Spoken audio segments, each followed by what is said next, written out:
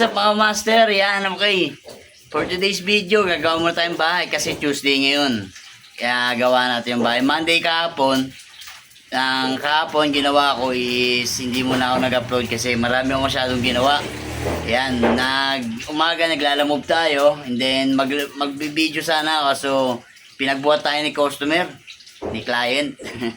Kaya hindi na ako nakapag-video, nakat na dun nung simula nagbuhat ako. Tapos, then, ginawa ko nung tanghali na rin kasi kami natapos, nangyari, is, ayun na nga mga master, hindi na kami nasundan ng booking doon, kaya ginawa ko, umuwi na lang muna kami. Pag uwi namin, gumawa na muna kami bahay, yung mga patsi-patsi doon na bahay. And then, hapon mga master, magagabi mga master is, yun na nga, may pumasok na naglipat bahay muna kami. Kaya, ayun, tara ngayon, episode, gagawa muna ang bahay. Kasi alas 10 na ngayon, time check, 10 a.m. Hindi, may kinuha pa kasi yung mga magpapagawa kasi ng bahay yung mother ko. Kaya, hinakot ko pa yung mga kailangan doon na yero. Kaya, ayun. Kaya, oras na si Marcy. Pero kakain muna kami. Bago pagtaas namin kumain, gagawa ang bahay. Tara na. Master, nandito ngayon. Nandito lang sa site. Sa ginagawa kong bahay. Yan.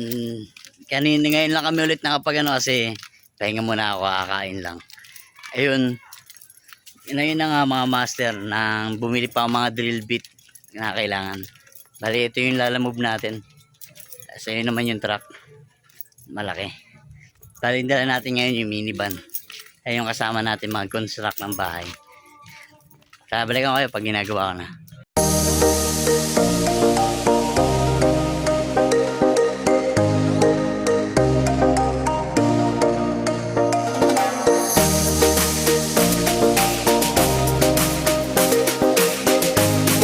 Ayan, okay, alright mga master, update lang. Nalagyan ko na ng mga baris sa taas. Pamakuha ng yating mga yero yan, tsaka plywood sa loob. Tapos ito, agawa na rin ako ng hamba ng pinto. Yan kasi yung pinto ko sa gilid. Ayan, nagawan ko na. Bali, next time gagawin ko na yung hamba. Tapos dito, gagawin ko na, bubuhin ko na yan, tatakpan ko na yan. Ito na yung yero natin. Tatakpan ko na yan dito sa harap. Kasi nila matitira sa pintuan. Para yung mga susunod natin na episode is yung mga gilid-gilid na lang. Bali, yung design ko dito, nandito yung CR. CR dito. Tapos may mezzanine dyan. Para patulugan namin. Mezzanine. Tapos sala. Kusina nandyan rin. Ayun lang.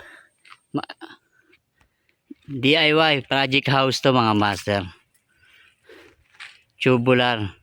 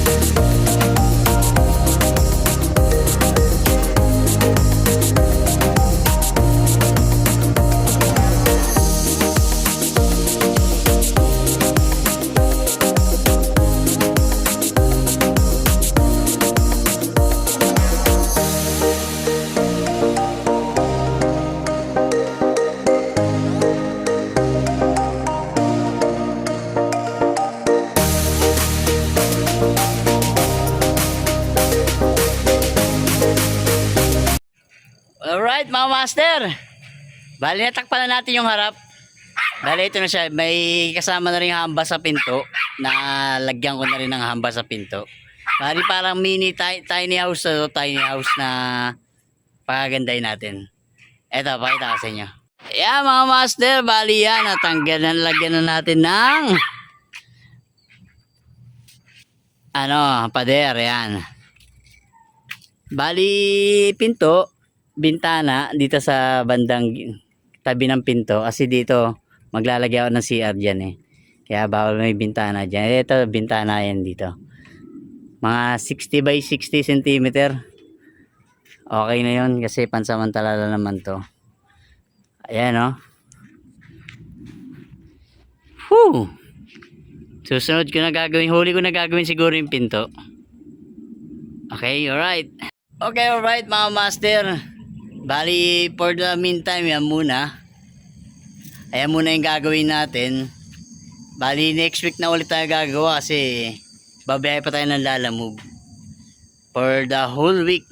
Bali, next Tuesday naman ulit. Okay, alright mga master. Dito ako na muna tatapusin for today's video natin. Marami pa tayong mga video na i-upload kaya subscribe nyo tsaka i-like nyo yung mga video natin para mas ganahan pa tayo mag-upload ng video mga master. Marami pa tayong episode na gagawin. Okay, maraming salamat sa inyo lahat and bye-bye.